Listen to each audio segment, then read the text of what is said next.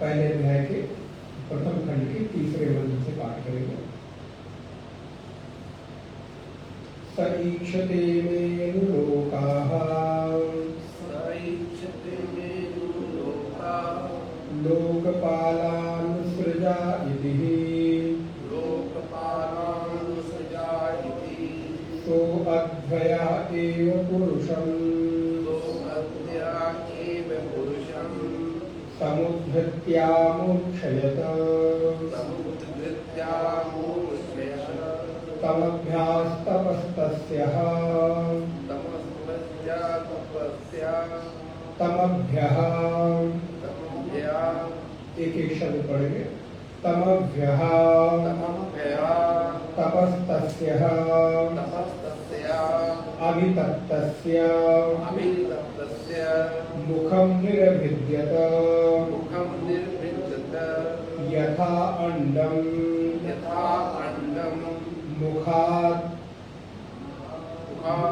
मुखाद्वागवाचो अग्निर्नासिके निर्विद्येताम् नासिकाभ्यां प्राणः प्राणाद् वायुः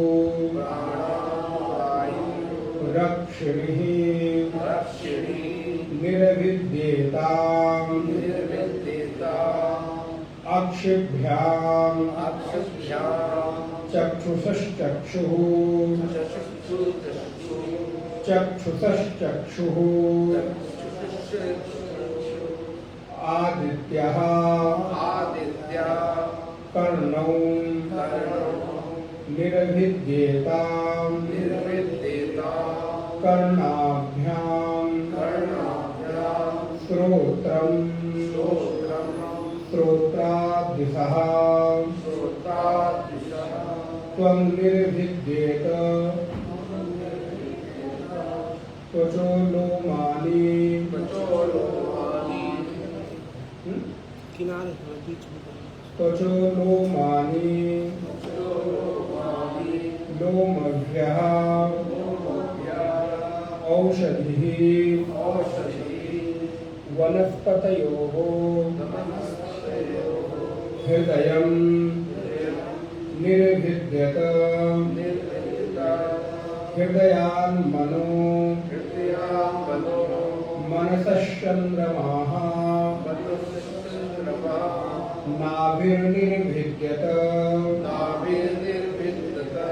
नाभ्यः अपानो अपानान् मृत्युः शिशनं निर्भिद्यत शिशनान् रेतो रेतसः आपः इति प्रथमा खण्डः। नारायण। यद्यपि पूर्व की कक्षा में हम लोगों ने इस मंत्र को देखा था, जहाँ पर विषय चल रहा है कि उस परमात्मा ने विचार किया कि मैं इस सृष्टि की रचना करूं। सृष्टि की रचना करूं तो सृष्टि में स्त्री और पुरुष होने चाहिए, प्राणी होने चाहिए। उस भाव को लेकर पीछे के आप प्रसंग याद करेंगे तो उसने जल में हाथ डाला, उस परम चेतना ने जल में हाथ डाला और जब जल में हाथ डाला तो उससे एक पिंड निकल कर आया और फिर देखा कि इस पिंड से अब तो कोई काम हो नहीं सकता। जैसे मैंने आपको उदाहरण दिया था लौह अथवा स्वर्ण का और मृदा अर्थात मिट्टी का। जैसे मिट्टी का जो पिंड है वो किसी काम नहीं आ सकता जब तक कि मिट्टी के भीतर अवयव न पैदा किया जाए, अर्थात मिट्टी को लंबा करके गोल करके उसमें नाना प्रकार के डिजाइन न बनाया जाए, नाना प्रकार का उसमें अगर हम नाना प्रकार की आयत नहीं बनाते हैं, उसमें जगह नहीं बनाते हैं, तब तक वो किसी भी काम नहीं आने वाला है। इधर तो तब तक वो किसी काम नहीं आने वाला है। तो इसलिए मृदा जो मिट्टी है वो मिट्टी हमारे किसी काम नहीं आती जब तक कि मिट्टी को एक आकार न बनाया जाए, एक रूप न दिया जाए। ठीक उसी प्रकार उस परम चेतना ने, उस ब्रह्म ने उस पिंड को देखकर और पिंड में विचार किया कि ये पिंड तो हमारे किसी काम नहीं है, तो उसने उसमें अवयव जोड़ने शुरू किए। अवयव जोड़ने अर्थात उसमें अंगों का विस्तार करने की उसने योजना की। तो किससे कौन से अंग बने? अब पूर्व में मैंने इसको विस्तार से पिछली कक्षा में बताया था कि जल से कोई पुरुष कैसे पैदा हो सकता है। आपके मन में विचार आएगा कि हाथ पानी में डाला, जल में डाला और एक पुरुष पैदा हो गया, एक पिंड पैदा हो गया। तो ऐसा श्रुति कह रही है, लेकिन उसके पीछे का जो उद्देश्य है वो कुछ और है, क्योंकि हम और आपका जन्म जल से ही होता है। अब उस जल का विस्तार आपने सुना था, जल अर्थात पुरुष के वीर्य और माताओं के रज के मिश्रण से ही एक सृष्टि का निर्माण होता है। तो उसका भी जो मूल धातु है वो जल ही होती है। उस जल में नाना प्रकार के हमारे अन्य परमाणु, अणु इत्यादि सम्मिलित होते हैं, लेकिन उसका जो मूल द्रव है, मूल तत्व है, वो जल होता है। तो उस जल के संयोग से एक पुरुष की अथवा एक स्त्री की अथवा मैं कहूँ एक सृष्टि की, एक प्राणी की उत्पत्ति होती है। वो स्त्री और पुरुष के लिए नहीं, प्रत्येक जीव के लिए है। कोई भी, चाहे कोई पशु हो, पक्षी हो, कीड़े हो, मनुष्य हो, कोई भी जलचर, थलचर, नभचर, किसी भी तरह के प्राणी हैं, जब तक दो का संयोग नहीं होगा तब तक प्राणी की उत्पत्ति, सृष्टि का विस्तार संभव नहीं है। तो उसने क्या किया, बोले उसने तप किया। तो तप किए बिना, तप का अर्थ होता है केवल और केवल सिर को नीचे कर लिया और पैर को ऊपर कर लिया, इसको तप नहीं कहते। आपको मैं बताऊं, क्रियात्मक तप से ज्यादा मानसिक तप कठिन है। पूरा मैं आपको ये लाइन बोल रहा हूं, क्रियात्मक तप से ज्यादा मानसिक तप कठिन है। क्रियात्मक तप में तो आपने हट कर लिया कि मैं कुछ नहीं खाऊंगा, आपने एक हट कर लिया, जबरदस्ती कर ली, संकल्प ले लिया, भूख लगी है लेकिन फिर भी नहीं खा रहा, लोगों को देख रहा हूं खाते हुए और मनी मन चल रहा है। तो मनी मन जब चल रहा है तो नारायण, हमारा जो तप है वो तप खंडित हुआ ना। तो इसलिए क्रियात्मक तप तो बहुत आसान है। अब आपने तप कर लिया कि मैं बोलूंगा नहीं, दूसरा वाणी आपकी बोल नहीं रही है, मुंह मौन है, लेकिन विचार सारे। तो आपके तप में दोनों चीजें सम्मिलित होती है, क्रियात्मक भी होता है और मानसिक भी होता है। तो आप किस तप पर अधिक जोर देते हैं, कौन से तप को आपने स्वीकार किया है। इसलिए मौन की परिभाषा भगवान शंकराचार्य ने कहा, ये मौन मौन नहीं कि मुंह बंद कर लिया, बोले संयत वाक् इति मौन, जो संयत संतुलित बोलता है। सत्यम बुर्यात् प्रियम बुर्यात् न बुर्यात् सत्यम अप्रियम। तो ये मौन भी हमारे तप के भीतर आ गया।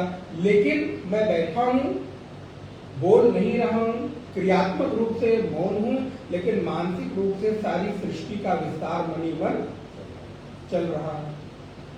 तीसरा उदाहरण ले लें, मैंने जबरदस्ती करके पानी में खड़े हो गए। आपने देखा होगा बहुत सारे, हमारे यहाँ बहुत सारे तप के विधान, हठ योग आदि में बहुत सारे लोग, कोई पानी में खड़ा हो जाता है, कोई आग तपता है, कोई देखेंगे खड़े ही हो गए तो नारायण हाथ ही खड़ा किया हुआ। आप देखेंगे बहुत सारे महात्माओं को, मैं किसी का वो नहीं कर रहा हूँ, आदर कर है, लेकिन वो हाथ खड़ा है तो हाथ मेरा टेढ़ा हो गया, इधर से उधर हड्डियां निकल गई। कुंभ आदि में आप देखेंगे इस प्रकार के बहुत सारे संत मिले, उनका आदर है, लेकिन उस तप का प्रतिफल क्या है। जहां से आपको संयम करना था, जहां से आपको तप करना था, और वो तप आपके लिए कि दूसरे के लिए, पर के लिए, ये भी विचार नहीं है ना। मैंने हाथ खड़ा किया किसके लिए, उससे मेरी उपलब्धि रही है। मैंने जल पीने पे खाली रहना शुरू कर दिया, दूध पीने पे रहना शुरू कर दिया, आदि आ गया। तो इसलिए भगवत्पाद शंकराचार्य ने गीता भाष्य में और भगवान कृष्ण ने बहुत सुंदर स्पष्टता पूर्वक कहा है कि जो लोग अवजानन्ति माम मूढ़ाः आसुरीं तनुमाश्रिता, जो लोग मुझे शरीर में केवल आश्रित होकर मानकर और शारीरिक तप के द्वारा वो मेरा अपमान करते हैं। वो कई बार मुझे कर्षयन्ता शरीरस्थम माम, शरीर में मैं बैठा हूं और वो शरीर का कर्षण किए जा रहे हैं, शरीर को कसे चले जा रहे हैं, शरीर को बहुत नाना प्रकार के साथ उन्होंने जबरदस्ती कर लिया है। तो वो शरीर के साथ थोड़ा जबरदस्ती हो रहा है, वो तो शरीर में बैठा हुआ मुझ शरीरी के साथ, अर्थात मुझ कृष्ण के साथ वो जबरदस्ती कर रहे, मुझे कष्ट दे रहे हैं। इसलिए वेदांत के तप को लोग नहीं समझ पाते। तो मैं जो आपको निवेदन कर रहा था कि क्रियात्मक तप से ज्यादा मानसिक तप में आपको बल लगता है।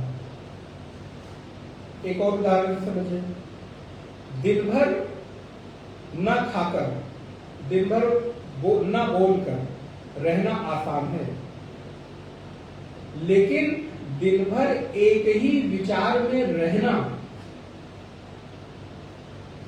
ठीक विचार करिए। मैं कहूं आप खूब खाओ, खूब आनंद करो, लेकिन शर्त एक है कि दिन भर एक ही विचार में रहो। तो महाराज आप दूसरे दिन कहेंगे महाराज खाना पीना भले छुड़वा दो, हम बिना खाए 3 दिन रह लेंगे, लेकिन एक ही विचार में, एक ही वृत्ति में, एक ही प्रकार के मनोभाव में मैं नहीं रह सकता। क्यों? क्योंकि एक ही जैसी वृत्ति, एक ही जैसे विचार में रहना बहुत कठिन है। जहां क्षण क्षण, पल पल मेरे विचार, मेरी वृत्तियां बदल रही हो, ऐसे समय में मैं दीर्घ काल तक एक ही वृत्ति में, एक ही विचार में रह पाऊं, ऐसा जान नहीं पड़ता, ऐसा प्रतीत नहीं होता है। इस वजह से शारीरिक तप आसान लगता है, मानसिक तप बहुत कठिन है। और इस बीच में मैं कह रहा हूं इसलिए मत मानना, मैंने कह दिया और सब आप मान ले, ये अच्छे बुद्धिमान श्रोता का लक्षण नहीं है। आप ही विचार करिए ना कि ये बात सही है कि नहीं है। हो सकता है मेरे लिए सही हो, आपके लिए सही ना हो, तो इसलिए विचार करके वेदांत इसलिए कोई बात का आग्रह ही नहीं है कि मैंने कहा और आप मान लो। हम आपको कह रहे हैं आप उस पर विचार करिए, मनन करिए। हाँ सही बात है, हमारी वृत्ति पर आप विचार करिए। 1 घंटे की सत्संग कक्षा में, इस उपनिषद क्लास में वृत्ति को संयमित कर पाना तो बड़ा कठिन है। मेरा पूरे दिन भर कितना कठिन होगा। तो ये क्या है? ये मानसिक तप है। इसलिए उस ब्रह्म ने, आप देखेंगे, हमेशा सा तपस तपता है, वो तप किया, तो उसको तप करता हुआ तो कोई दिखाई नहीं दे रहा है, तो वो मानसिक तप करता है चिंतन के द्वारा। इसलिए हमारे यहाँ जो वेदांत के आचार्य हैं, उनका तप बाहर से नहीं दिखाई देता। लोगों को लगता है कि इनका तो कोई तप है ही नहीं, लेकिन इतने जितने भी आपको विचार, उपनिषदों की प्रज्ञा आप दिखाई दे रही है, वो क्या क्रियात्मक तप का परिणाम है कि मानसिक तप का परिणाम? क्रियात्मक तप करने वालों ने सृष्टि को क्या दिया? हो सकता है उनका भी योगदान है, लेकिन आज हमारे पास जो ऋषियों की आर्ष परंपरा में ये ज्ञान का आधार हमको प्राप्त है, ये जो संपत्ति हमको मिली हुई है, वो किसका परिणाम? क्रियात्मक तप का कि मानसिक तप का? बोले क्रियात्मक तप तो देह तक ही पूरा हो जाता है। कोई ऐसा हो जो खाली देह के तप को ही करता हो, वो कब तक रहेगा? उसकी ख्याति, उसकी महिमा या उसका लाभ, चलो उसकी महिमा का आपने किताबें छाप दी, आपने आश्रम बना दिए उसके नाम पे, ठीक है, रह सकती है, लेकिन उसका लाभ समाज को कितनी देर तक मिलेगा? जितनी देर तक उसका देह है, और वो भी इतना ही लाभ होगा कि आप उसको देखकर प्रेरणा ले सकते हैं, बस, इससे अधिक कोई लाभ नहीं है। लेकिन मानसिक तप में लगे हुए जो ऋषि हैं, वो वर्तमान में तो समाज के लिए प्रेरणादायक है ही, मार्गदर्शक है ही, लेकिन शरीर के इस क्षरण के उपरांत भी उनकी ये जो विचारात्मक संपत्ति है, उसका समाज एक एक कण उपयोग कर सकता है। उनके एक एक विचारों को अपने जीवन में धारण करके जीवन को समुन्नत मंगल बना सकता है। आज हम जिस उपनिषद का अध्ययन कर रहे हैं, ये किसी ऋषि प्रज्ञा का और उसके तप का ही तो परिणाम है।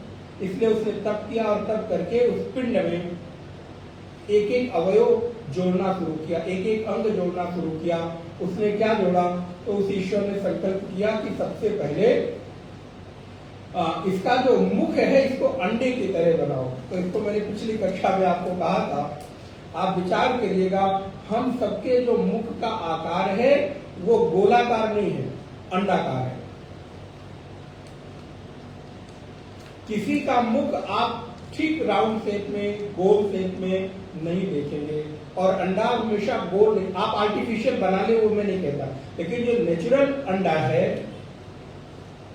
वो थोड़ा सा लंबा लिए हुए होता है, अंडाकार, इसलिए इस पृथ्वी को भी अंडाकार ही कहा गया है। और उस पिंड में सबसे पहले उसने मुख का निर्माण किया। और उस मुख का निर्माण कैसा हुआ? तो बोले मुखम निर्विद्यत यथा अंडम, जैसे अंड होता है उसी प्रकार उसने मुख का निर्माण किया। मुखात वाग, मुख के बाद वाणी, और वाणी के बाद उसने अग्नि का निर्माण किया। इसलिए वाणी का जो देवता है वो अग्नि है।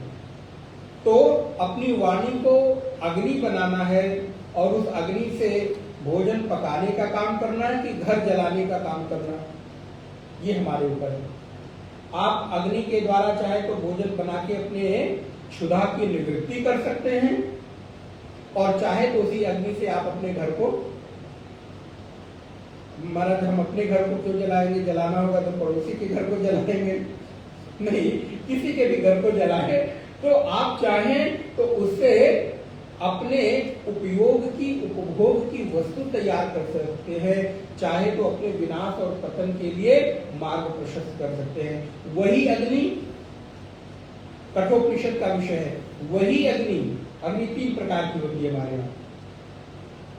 जो साधक है उसके पास 3 प्रकार की अग्नि होती है। आपने विचार किया होगा या कभी देखा होगा कि जब किसी व्यक्ति की मृत्यु हो जाती है, अब आज के समय में आप ऐसी विधा में रह रहे हैं कि आपको शायद नहीं पता हो, लेकिन गांव में अभी भी ये परंपरा है, और जो ट्रेडिशनल फैमिलीज है शायद उनके यहाँ भी परंपराएं होंगी कि मृत्यु के बाद घाट पर जाते हुए अग्नि घाट पर नहीं ली जाती, बल्कि घर से अग्नि जाती है। अगर आपको न पता हो तो पता कीजिए। अगर किसी व्यक्ति की मृत्यु हो गई है तो उस मृत्यु के पश्चात जब घर से उस व्यक्ति का शव शमशान की ओर जाता है, तो घर से, उसके गांव, उसके अपने निज गृह से कंडे में जलाकर अग्नि एक उस घट में, मटके में लेकर जाया जाता है। क्यों? इसके पीछे का विज्ञान, क्योंकि इसने जीवन भर जिस अग्नि का रक्षण किया, वो अग्नि अंतिम समय में इसका पालन पोषण करेगी। इसलिए चिता की अग्नि अलग होती है और हवन करने की अग्नि, अब क्या कहा जाए, अब आप समझ गए होंगे कि मैं किस तरफ से, अगर आप दोनों को एक ही जगह उपयोग करने लगे, चिता की अग्नि में विवाह करने लग जाएं, तो ये कहीं से भी प्रशस्त मार्ग नहीं दिखाई देता। चिता की अग्नि शरीर के भस्म करने के लिए है, और जो यज्ञ की अग्नि है वो देवताओं को आहुति प्रदान करने के लिए है। स्थान तो आपके किचन में भी है, जगह, स्पेस, वहां भी बैठ के आप भोजन कर सकते हैं, डाइनिंग टेबल पे भी। और स्पेस तो बहुत अच्छा, आजकल आप लोग अपने साफ सुथरा इतना नीट एंड क्लीन रखते हैं, वॉशरूम को भी, उसको भी भोजन करने के लिए उपयोग कर सकते हैं। नहीं, जगह तो जगह, वहां भी टेबल लगा सकते हैं। मतलब थोड़ा कठोर शब्द मैंने प्रयोग किया। आप ऐसा करते हैं क्या? तो इसलिए हर अग्नि, 3 प्रकार की अग्नि का संरक्षण हमारे यहाँ शास्त्रों में बताया गया। भोजन पकाने वाली अग्नि अलग होती है, नित्य अग्निहोत्र की अग्नि अलग होती है, और चिता में जो अंतिम समय में हमारी अग्नि हमारा साथ देती है वो अलग प्रकार की अग्नि होती है। इसलिए अग्नि का उपयोग हमें कैसे करना है ये उस साधक के ऊपर निर्भर करता है। तो उस चेतना ने तप किया, तप के द्वारा मुख, मुख के द्वारा अग्नि, अग्नि के द्वारा नासिका, इसको आपने पिछली कक्षा में सब देखा है। नासिका, नासिका के द्वारा प्राण, और प्राण के बाद उसने वायु, और वायु के बाद अक्षिणी माने आग, उसके बाद चक्षुषक चक्षु, आदित्य, सूर्य, जो हमारे सूर्य देव हैं वो हमारी आंखों के, नेत्रों के देवता हैं। तो सूर्य का प्रगटीकरण हुआ, कर्णों, कान का, और उसके बाद कर्णाभ्याम श्रोत्रम, अर्थात दिशाओं का। आप बिना दिशाओं के सुन नहीं सकते।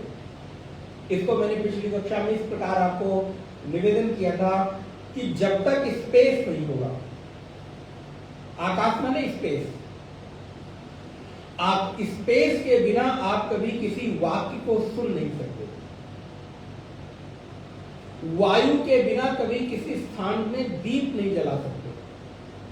आपका ये हमारा तब तो कूलर के सामने, पंखे के सामने दिया रख दे और जलता रहे, उसके लिए तुम शीशा लगाते हैं, प्लांटेन का या लैंप का शीशा लगाते हैं। बोले आप शीशा लगाए और उस शीशे को भी ऊपर से ढक्कन से ढक दो, दिया कितनी देर जलेगा? 2 क्षण में वो बुझ जाएगा।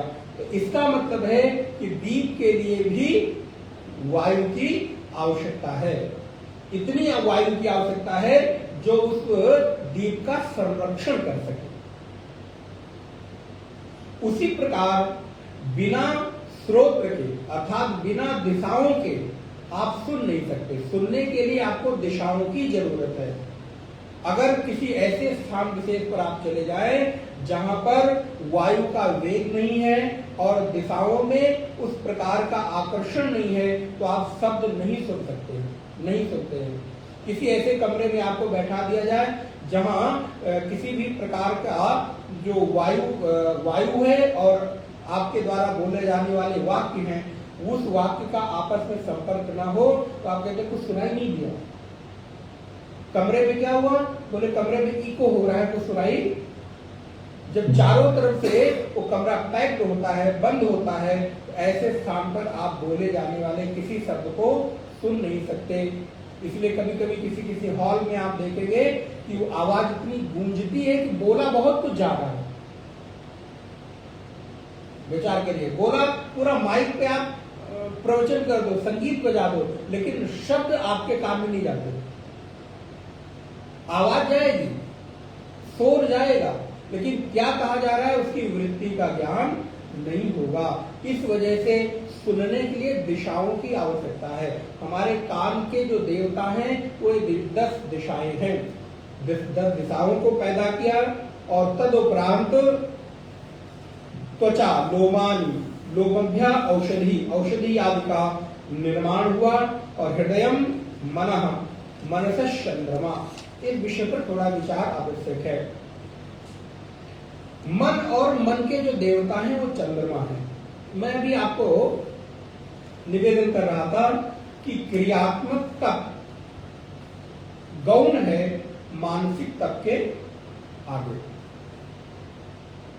क्रियात्मक तप में आपके पास हठ होता है। क्रियात्मक तप में आप एक जिद करते हो, लेकिन मानसिक तप के लिए आपको सहजता की आवश्यकता है। अगर हृदय परेशान हो तो मन अनेकाग्र हो जाता है, एकाग्रता नहीं रहती। और अगर मन एकाग्र हो तो हृदय स्थिर नहीं रहता। विचार करिए, किसी ऐसी घटना के कारण अगर हृदय में उथल पुथल हो तो मन भी आप लाख चाहे एकाग्र नहीं कर सकते। और अगर मन के भीतर नाना प्रकार की ऐसी वृत्ति चल रही है तो हृदय में भी एक डर, एक भय, एक अनजाना सा कुछ तो अनुभव होता है कि क्या होगा। क्यों? क्योंकि ये दोनों एक आपस में संबद्ध हैं, जुड़े हुए हैं। वैसे ही जैसे एक वृक्ष की नीचे वाली डाल को आप हिलाते हैं तो ऊपर वाली डाल आप न चाहते हुए भी वो डाल हिल जाती है। ऐसा क्या हो सकता है कि आप नीचे की डाल को हिलाएं और ऊपर की डाल न हिले? बोले कदापि नहीं।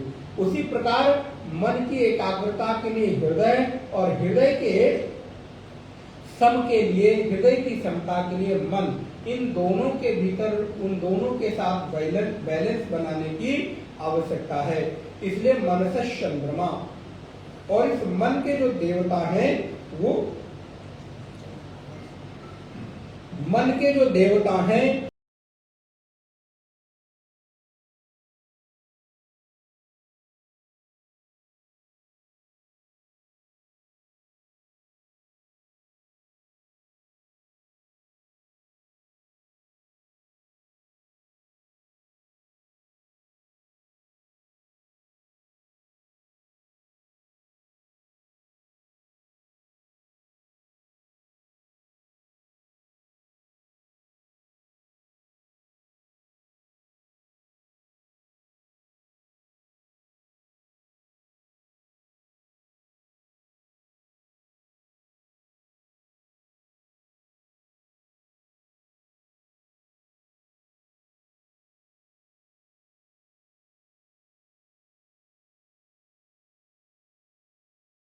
मन में किसी भी प्रकार का यदि विचारों का उथल पुथल होता है तो ऐसे व्यक्ति के लिए चंद्रमा की उपासना शास्त्रों ने बताई।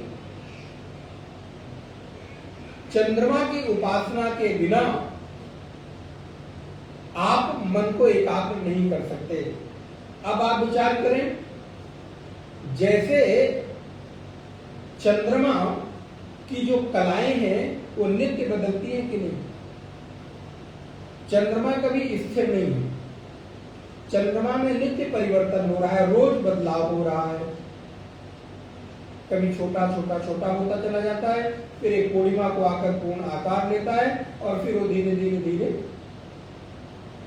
ठीक इसी प्रकार आपका जो मन है वो चंद्रमा से संचालित है। मन की जो वृत्तियां हैं उन वृत्तियों के भीतर कभी भी एकत्व स्थापित नहीं हो सकता। इसलिए वृत्ति का नाम ही है वर्तनम नाम वृत्ति। जो वर्तन करे उसका नाम वृत्ति है। वर्तन अर्थात जो स्थिर ना हो, एक के बाद दो, दूसरे के बाद तीसरा, तीसरे के बाद चौथा, इसी को मन कहते हैं। अच्छा, अगर ऐसा न हो तो मन कहां है आपको पता चलेगा? मन आपके शरीर में अपनी उपस्थिति कैसे कराता है? वृत्तियों से। वृत्ति मीन्स थॉट। आपके थॉट से ही तो आपके मन के होने का एहसास होता है। यदि वृत्ति ना हो, थॉट्स ना हो, आपके भीतर विचार ना हो तो मन नाम की कोई चीज है पता ही नहीं चलेगा। बहुत सारे रिसर्च हो गए, बहुत सारी अनुसंधान हो गए, लेकिन इस देह में सारे ऑर्गन्स आप निकाल के बता सकते हो, लेकिन मैं कहूं जरा मन कहां है, निकाल के दिखाओ। मन को दिखाकर बताइए। अच्छा, बुद्धि को दिखाइए। इसलिए हमारे यहां इसको सूक्ष्म शरीर कहा गया। सूक्ष्म का मतलब ये जो दिखे ना। मन, बुद्धि, चित्त और अहंकार सारे के सारे चीजें इन्हीं से संचालित हो रही है, लेकिन ये शरीर में कोई आपके एक ऑर्गन के रूप में आप, जैसे हमारा हृदय है, अन्य जो हमारे शरीर के अंग हैं, उनको आप भले वो भीतर हैं, लेकिन अगर आप उसको खोल कर देखना चाहें तो देख सकते हैं। लेकिन मन जिस पर पूरी सत्ता टिकी हुई है, जिस पर पूरा देह केंद्रित है, एक बार मन बिगड़े तो सारे कितने भी मजबूत आप हृदय वाले हों, गुर्दे वाले हों, कितने भी मजबूत किडनी वाले हों, महाराज सब बेकार है। एक मन की वृत्ति बिगड़ी नहीं कि शरीर के सारे अंग शिथिल हो जाते हैं, फिर उनके होने ना होने का कोई आपको लाभ नहीं हो सकता। हाँ, आपके जाने के बाद निकाल के किसी और को लगा दिया जाए, लेकिन वहां भी लाभ तभी होगा जब उसके मन का संबंध उसके साथ।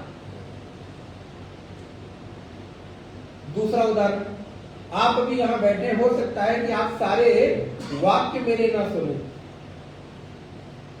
बहुत सारे विचार अभी आकर निकल कर चले जाएं और आप कहीं और घूमते रहे। आज क्या बोला, रिकॉर्ड करने की कोशिश करेंगे, कुछ तो बोला, कहां तभी आप तो हमारे शरीर से यही बैठे हो, पूरा 6 फुट का शरीर यहाँ बैठा हुआ है, सारे शरीर के अंग यहाँ बैठे हुए हैं। एक एक बात को आप याद करने के लिए इतनी कोशिश कर रहे हो, कहीं और चले गए। बात करते करते आप क्या कहां खोगे भी, और आपको पता चल जाता है कि व्यक्ति बैठा है आपसे सामने बात कर रहा है, लेकिन अब वो इस समय यहां, और आप टोकते हैं कि नहीं, आपको कभी किसी ने टोका होगा। तो क्या है ऐसी चीज जिसका प्रभाव मन के प्रत्येक अंग पर है? मैं यहां होकर भी यहां नहीं हूं, और जो मेरे शरीर में दिख नहीं रहा है उसकी अनुपस्थिति से हमको पता चल जा रहा है कि मैं यहां नहीं। वो अगर यहां नहीं है तो पता चल जाता है कि क्या हुआ। तो मन की जो सत्ता है वो कोई एक जगह नहीं है, इसको थोड़ा सा स्मरण रखिएगा। हम मन की बात करते हैं तो मन यहां जाता है, मन नहीं ठीक है, वो नहीं ठीक है। लेकिन केवल और केवल मन यही होता तो ये यहीं के आसपास वर्तन करता, क्योंकि जिस अंग की सत्ता जहां है वो खाली वहीं काम करती है और उतना ही काम करती है जितना उसको काम दिया गया, जितनी उसकी जरूरत है। इसलिए हमारे आचार्यों ने विचार किया, विज्ञान के लिए विचार का विषय है, वो इस पर अनुसंधान करें। अध्यात्म को अनुसंधान करने की जरूरत नहीं, हमारे ऋषियों ने अनुसंधान करके बता दिया। मन की सत्ता देह के किसी अंग विशेष और केंद्र विशेष पर नहीं है। मन आपके पूरे शरीर में व्याप्त है, जितना वो नख में है उतना ही शीश में। तो शीश से लेकर नख तक मन, इतना बड़ा मन है हमारा, दिखाई फिर भी नहीं देता, बोले हाँ इसीलिए तो सूक्ष्म है। मन पूरे शरीर के प्रत्येक अंगों में व्याप्त है। अगर न होता तो पैर के अंगूठे में चींटी काटती है तो भी आपको सेंसेशन होता है, तो भी आपको उसकी अनुभूति होती है। किस कारण होती है? और जहां से मन अपने आप को हटा लेता है, उस अंग में कुछ भी आप करते रहे, कोई भी फर्क। एक बार एक महात्मा का कोई ऑपरेशन होना था, योगी थे। डॉक्टर ने कहा आपको एनेस्थीसिया दी जाएगी और आपको बेहोश किया जाएगा। कोई जरूरत नहीं, आप करो। बोले महाराज आज तक तो ऐसा हुआ नहीं, आप करें, बोले कोई बात नहीं। और उन्होंने अपने मन को खींचा और आप पूरा ऑपरेशन करके चले गए, कोई फर्क नहीं पड़ता। क्या होता है एनेस्थीसिया में? क्या किया गया? आप बैठे हुए डॉक्टर लोग यहाँ पे, आप क्या करते हैं? उस अंग विशेष को आपने मन के साथ, इससे ज्यादा तो कुछ नहीं होता ना। और उस अंग में आप काटो पीटो, जो मर्जी आए करो। अब आपको कुछ, आप मुस्कुरा रहे, आप अपने कटते हुए अंग को टीवी पर स्क्रीन पर देख रहे, अच्छा काटा जा रहा है, और यहां भी एक स्विच हो ही जाए अभी तो प्राण निकल जाते हैं। तो मन का जो खेल है वो अद्भुत है, और अगर इसको न संभाला जाए तो नारायण पूरा का पूरा जीवन। इसलिए संयमित मन मेरा मित्र है और असंयमित मन मेरा, कोई किसी का शत्रु और कोई किसी का मित्र नहीं है। उद्धरेदात्मनात्मानम नात्मानम अवसादे, आत्मैव ही आत्मना बंधु, आत्मैव रिपुरात्मना। वासुदेव कृष्ण गीता में कहते हैं हम स्वयं के ही शत्रु हैं, हम स्वयं के ही मित्र हैं। कैसे पता चला? बोले संयमित मन आपका अपना मित्र है और असंयमित मन आपका अपना। कोई बाहर से शत्रु नहीं आता, कोई बाहर से आपका नुकसान नहीं करता, आप ही सबसे बड़े अपने नुकसान करने के जिम्मेदार हैं। बाहरी दूसरा तो केवल एक माध्यम बनता है, क्योंकि हमारी आदत नहीं है अपने ऊपर चीजों को स्वीकार करने की। वो ब्लेम हम दूसरे पर करना चाहते हैं। हमें स्वीकार करने का स्वभाव न होने के कारण फिर हम उस गलती का या उस किसी भी प्रकार के जिम्मेदारी का जो ब्लेम है वो दूसरे पर कर देना चाहते हैं, पर कर देना चाहते हैं। लेकिन आप जब गहरे विचार करेंगे तो प्रत्येक परिस्थिति के पीछे हम ही स्वयं जिम्मेदार होते हैं। प्रथम दृष्टया देखने में तो नहीं लगेगा, लेकिन जब आप उसके परतों में जाएंगे, गहराइयों में जाएंगे, तो आपको देखने को मिलेगा। इसलिए मन और चंद्रमा का आपस में बहुत गहरा संबंध है। उपनिषद वेद कहता है चंद्रमा मनसो जातः, चंद्रमा मनसो जातश्चक्षु। चंद्रमा का और मन का इतना गहरा संबंध है, और अगर आपको मन को एकाग्र करना है, संयमित करना है, तो चंद्रमा की उपासना उस प्रत्येक व्यक्ति के लिए उपयोगी हो सकती है। उपासना का तात्पर्य है आप उसके साथ अपने आप को संबद्ध करके देखो, उसके समीप अपने आप को अनुभव करो। इसलिए आपके आसपास का ही दृष्टांत दे रहा हूं। जो कोई लोग मानसिक रूप से थोड़ा सा अस्वस्थ होते हैं, चंद्रमा की गति और अगति से उनमें प्रभाव दिखाई देता है कि नहीं? और इसका बहुत प्रत्यक्ष उदाहरण आप समुद्र में देख सकते हैं। ज्वार भाटा के रूप में जो आप पढ़ते हैं सुनते होंगे। चंद्रमा की किरणों के साथ उसमें उत्थान और उस चंद्रमा की किरणों के साथ उसमें पतन, किरणों का उठना और जल का उठना और गिरना। तो इतना संबंध चंद्रमा के साथ हमारा है, इसलिए प्रत्येक व्यक्ति को मन के साथ कभी भी ज्यादती नहीं करनी चाहिए। ये कभी भी आपके साथ यदि थोड़ा सा असावधान हो गया तो जीवन को एक तरह से निरर्थक कर देगा। इसलिए कृष्ण कहते हैं अर्जुन, मन की जो गति है उस मन की गति को हमेशा सहजता के साथ लेकर जाना चाहिए। इस मन को कभी बहुत मैं अगर शब्द कहूं, इसके साथ जागती ना करें, इसके साथ जबरदस्ती ना करें, इसको किसी भी चीज में हम हठ पूर्वक ना लगाएं। धीरे धीरे धीरे धीरे धीरे धीरे मन को प्रशिक्षित करेंगे तो ही ये मेरे अनुकूल होगा। नहीं तो अगर जबरदस्ती मैंने किया तो किसी दिन ये हमारे साथ विद्रोह कर जाएगा, और विद्रोह किया तो नारायण जीवन के सारे अंग प्रत्यंग निरर्थक हो जाएंगे, उनका कोई उपयोग रह ही नहीं जाएगा। इसलिए मनसा चंद्रमा नाभि ही निर्वेदेत नाभ्यः अपानः पंच प्राण। मन पर और आप विचार कर सकते हैं। मन की बहुत विस्तृत व्याख्या है, हम लोग समय समय पर करते हैं। मन का एक और कार्य है संकल्प और विकल्प।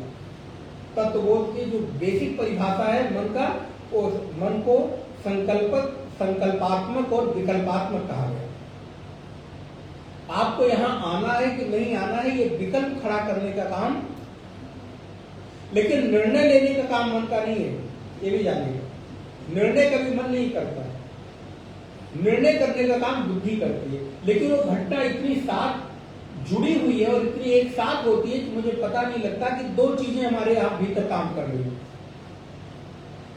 जाऊं कि न जाऊं, खाऊं कि न खाऊं, देखूं कि न देखूं, सुनूं कि न सुनूं, ये काम करूं कि न करूं, इस मन ने ये विकल्प खड़ा किया, ए या बी, यस और नो।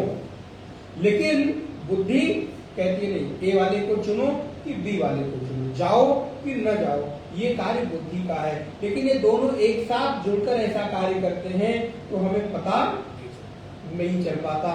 तो मन संकल्पात्मक विकल्पात्मक है और बुद्धि निर्णयात्मक है। निर्णयात्मिका बुद्धि जो निर्णय लेने का काम करती है वो बुद्धि करती है। तो आप विचार करके देखिए कि आपके मन के भीतर कितने संकल्प विकल्प खड़े होते हैं और फिर उसमें बुद्धि का रोल क्या है। ये उपनिषद किसी दूसरे की कहानी नहीं, कथा नहीं है। तो नारायण मन हमारा इस रूप में मेरे सामने आता है और मन के एक और बात करके मैं आगे बढ़ूं, नहीं तो विषय लंबा हो रहा है। मन की जो वृत्ति है उसको कभी भी खत्म नहीं किया जा सकता। अब इसके लिए आप योग सूत्र की तरफ चलिए। महर्षि पतंजलि का दूसरा ही सूत्र है योग सूत्र, अथ योगानुशासनम, और दूसरा सूत्र लिखते हैं योगश्चित्त वृत्ति निरोधा न कि नाशा। चित्त वृत्तियों का नाश संभव नहीं। और हम क्या चाहते हैं कि एक दिन बैठे और सारे थॉट बंद हो जाए। प्राय हम साधकों के ना यही उद्यम होता है। हमारे थॉट में महाराज उस दिन थॉटलेस हो गया, कुछ भी विचार नहीं आया, तो हम लोगों को भी सुन के लगता है भाई ये तो बिल्कुल सिद्धांत से परे वाली बात हो गई। क्योंकि बुद्धि और मन का जो संबंध है वो विचार रहित हो ही नहीं सकता। आप उसका नाश नहीं कर सकते। निरोध, और निरोध का तात्पर्य होता है संयम। निरोध का तात्पर्य नाश नहीं होता। नाश की हुई चीज दोबारा उगती नहीं है, पैदा नहीं होती, सर्वनाश हो गया। निरोध का तात्पर्य है कि उसको आपने उसकी दिशा में लगा दिया, संयमित कर दिया। तो अब मैं आपको एक दूसरी बात बताऊं कि मन के वृत्तियों के, मन के विचारों को नहीं बदला जाता, बदला जा सकता, मन के विषय को बदल सकते हैं। जैसे मन ना सोचे ये आपके हाथ में नहीं है, लेकिन मन क्या सोचे ये आपके हाथ में।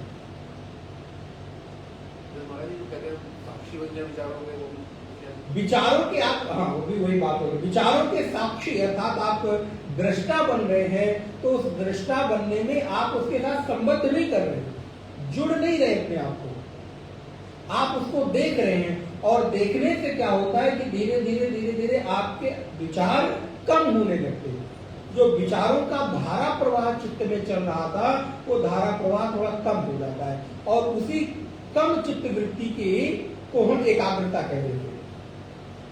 भाई जो एकाग्र व्यक्ति है, जो बहुत अच्छा पढ़ने में बालक है, बालिका है, कोई लड़का है, उसके भीतर क्या है, उसकी चित्त वृत्ति में एक ही विचार चल रहा है, अपने विषय का, अपने सब्जेक्ट का। अगर उसके चित्त में नाना प्रकार के चीजें आने लगेगी तो उसका विषय खो जाएगा। इसलिए अननेसेसरी का, अनावश्यक का जो डेटा है, या मैं कहूं आज का जो हमारा युग है वो इंफॉर्मेशन युग चल रहा है। जिस इंफॉर्मेशन की मुझे नहीं जरूरत है वो भी मेरे मन में कूड़ा करकट के रूप में, कचरे के रूप में डाला जा रहा है।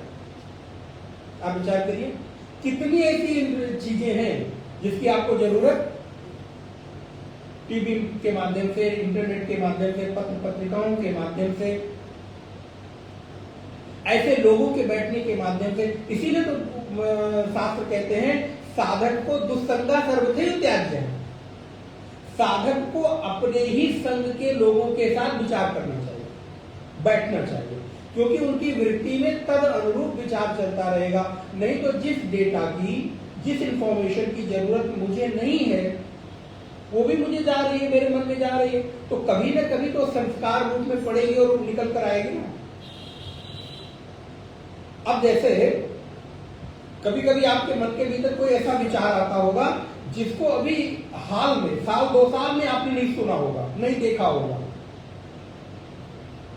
कभी कभी ऐसी कोई वृत्ति आ जाती होगी ना, जो इधर हाल फिलहाल में आपको याद भी नहीं होगा कि मैंने ये खाया, ये मैंने देखा, ये मैंने सुना, मैं इससे मिला, फिर भी वो विचार मन में आ गया। कहां से आया? इसका मतलब कहीं न कहीं तो चित्त में, कहीं कोने में पड़ा था इसका संस्कार, और उसके ऊपर से एक परत हटी और वो विचार आपके सामने प्रकट हो गए। लेकिन ठीक इसके दूसरी तरफ एक और बात है, इस चित्त में वो वैसा कोई विचार नहीं आ सकता जिस विचार का संस्कार चित्त में। इसके लिए मैं बड़ा सुंदर उदाहरण आपको दूं। इस पूरे विश्व में, पूरे यूनिवर्स में कितने सारे कंट्रीज होंगे, देश होंगे, लेकिन आपके मन में कितने देशों के विचार आते होंगे? 10, 20, 25, 30, 40? क्या जितने देशों के बारे में मेरे मन में विचार आ रहा है, उसके अलावा इस विश्व में देश नहीं है क्या? लेकिन चूंकि आपने कभी उनके बारे में देखा नहीं, कभी सुना नहीं, कभी आपके चित्त में उनकी इंफॉर्मेशन नहीं गई है, इसलिए उनके, या दूसरा लेकर आइए, आपने आज तक जितनी चीजें खाई हैं, उन्हीं खाई हुई चीजों में आपको पसंद नापसंद चीजें हैं कि जो नहीं खाई हैं उनके बारे में। आप ये कहते हो अरे 4 साल पहले वहां गया था तो वहां का ये डिश फेमस है, वो बनाओ। लेकिन जो डिश आपने नहीं खाई है, क्या वो इस विश्व में नहीं है क्या? बहुत सारे खाने ऐसे हैं जो आपने नहीं खाया, लेकिन फिर भी है तो, लेकिन आप उनके बारे में कभी नहीं सोचते, कभी खाने का विचार नहीं आता। क्यों? क्योंकि मन में उनका संस्कार, और जिस दिन आपने एक नया चीज खा लिया,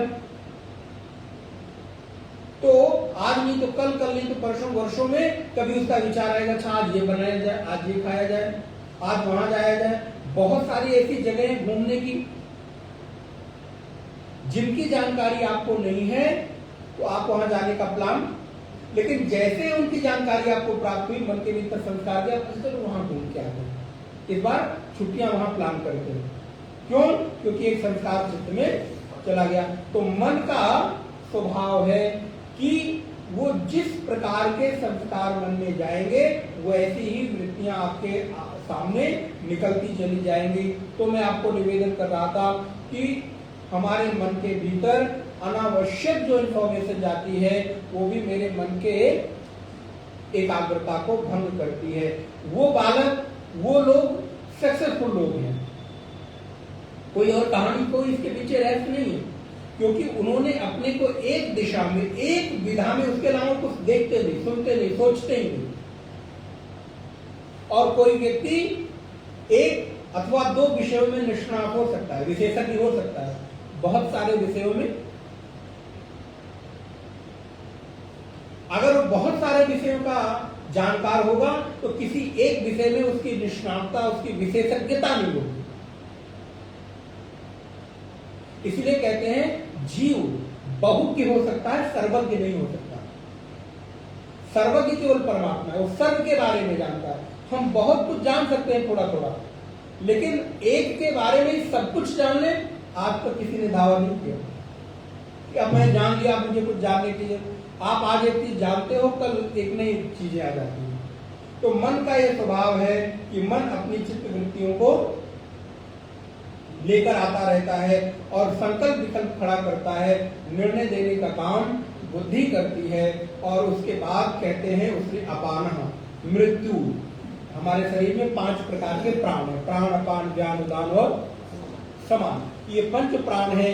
इन 5 प्राणों में जो इस शरीर को जीवात्मा से अलग करता है उस प्राण का नाम अपान वायु है। और शरीर में जो प्रकार की वायु है सबके अलग अलग कार्य हैं। भोजन खाने का कार्य हम जब करते हैं तो वो व्यान नामक वायु पचाती है, शरीर में रक्त संचार करने का कार्य है। और हमारे अन्य प्रकार के जो शरीर में अंग प्रत्यंग हैं उनको वायु के माध्यम से, प्राण के माध्यम से ही संचालित होती है। आप देखिए जिस अंग में प्राण का संचार हो जाता है वो अंग क्या हो जाता है, हम क्या कहते हैं, वहां क्या हुआ, वहां केवल और केवल प्राण का संचार हो गया, वायु का संचार हो गया। वायु का, प्राण का संचार का तात्पर्य है रक्त वाहिकाएं जो है, रक्त नलिकाएं जो हैं उनके संचार नहीं हो रहे हैं और परिणाम हुआ कि वो अंग मेरे किसी काम का। इसलिए पूरा का पूरा जीवन केवल और केवल प्राणों से ही संचालित है, वायु से ही संचालित है। और इस देह से जब शरीर से जीवात्मा निकलता है तो अपान नामक वायु ये जीव को निकालती है। उन लोगों का जो लोग सामान्य मृत्यु मरते हैं, लेकिन मेरा जो लक्ष्य हो वो क्या हो, बोले सामान्य मृत्यु नहीं, बल्कि मेरे प्राण इस शरीर से ब्रह्मरंध्र के माध्यम से, उड़ान नामक वायु के माध्यम से निकले। ऐसे उड़ान नामक वायु से प्राण जिनका निकलता है उनको योगी कहते हैं। तदोपरांत कहते हैं मृत्यु शिशनम। अब वो जो मूल में प्रश्न आया था उसका उत्तर यहाँ पर हुआ शिशनम, अर्थात पुरुष और स्त्री के जो सृष्टि के लिए अंग विशेष है उनका यहाँ पर वो भी लगाया गया उस पिंड में। आप ये मूल में पकड़ के चले कि उस पिंड में सारे अंगों का संयोजन किया जा रहा है। तो इस देह के लिए दोनों की जरूरत है। जैसे आंख, नाक, कान, मुख की जरूरत है, वैसे ही मल त्याग के लिए उन अंगों की भी आवश्यकता है, चाहे वो स्त्री देह हो अथवा पुरुष देह हो। उसका वहां पर किया गया निर्विद्येत शिशनाद रेता। रेत अर्थात जीवन को पैदा करने वाला जो रज और वीर है उसकी उत्पत्ति हुई। और रेतसा फिर बोले किस पर आ गए, आपा। और मूल प्रारंभ कहाँ किया था कि जल में हाथ डाला और पिंड पैदा हो गया। तो अब वो किससे पिंड पैदा हो रहा है, पानी से ही खाली नहीं, उसमें है सब कुछ, लेकिन एक पंच महाभूतों में एक का नाम ले लिया गया। तो उससे हमको सबको समझना चाहिए। जल मूल तत्व है, जैसे अंगूठी का मूल तत्व सोना है, हार का मूल तत्व सोना है, घड़े का मूल तत्व मिट्टी है। तो मिट्टी कह दिया गया तो सारे खिलौने अपने आप सम्मिलित हो गए। चाहे उसे आप मटका कह लो, सुराही कह लो, दीपक कह लो, देली कह लो, जो भी कहना हो कह लो, लेकिन मूल तत्व तो मिट्टी ही है। आप आभूषण जो भी धारण कर लो, पैर में पायल पहन लो, कमर में पहन लो, गले में पहन लो, कान में पहन लो, नाक में पहन लो, हाथ में पहन लो, जहां पहनना है आप वहां पहन लो, लेकिन उसका मूल तत्व क्या है? बोले स्वर्ण है। नाम बदला, रूप बदला, और नाम रूप बदलने से व्यवहार बदला।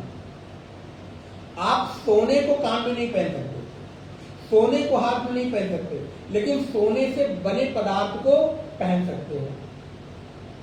तो इसलिए स्वर्ण जो है वो अपने आप में उपयोगी होता हुआ भी मेरे किसी कार्य का कब तक, जब तक कि उसको एक नाम और एक रूप न दिया जाए, तब तक उसके साथ व्यवहार, सोने के साथ आप व्यवहार नहीं कर सकते।